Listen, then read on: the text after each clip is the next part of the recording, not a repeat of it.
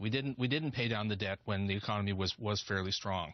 Now we're in a situation where trying to obsessing about debt right now, at a time when the economy is very weak, when every dollar you cut from federal spending is probably going to take $1.50 out of GDP, it's probably going to lead to substantially increased unemployment. Now is exactly not the time to do this. We do have a longer-term problem. We should have used, it would only help a little bit, but we should have used the 90s.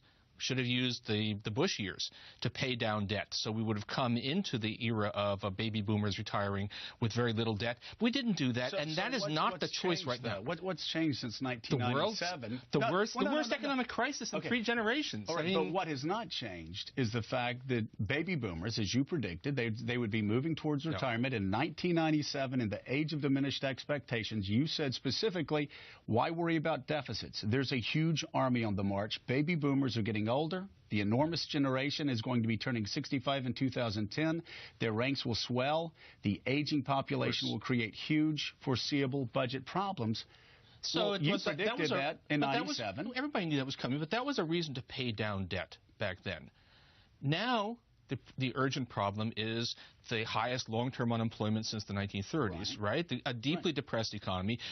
But this economy problem that you predicted, that you saw coming, is still with us, is it not? the opportunity to pay down some debt in advance, we missed that. We blew that largely because George Bush decided to squander the Clinton surpluses at a time when we did not need to run budget deficits. Now we need to run budget deficits. Right.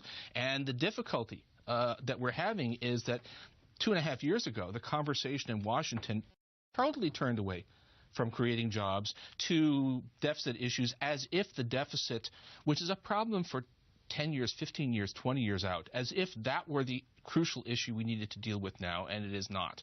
So, I've also learned a few things, in the last 15 years. So using things I said in 1997 is not actually the best way to analyze my views now. Okay, but the main thing is, this is what you said in 2005. Medicare and Medicaid are going to sharply increase the deficit in 2010. The deficit might well exceed 8% of GDP sometime next decade.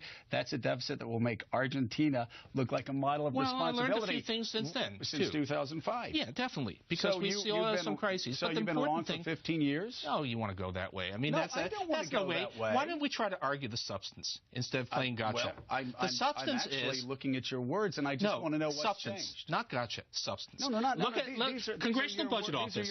Congressional Budget Office has a projection that the U.S. debt to GDP ratio is going to be basically flat for the next 10 years. Congressional Budget Office sees no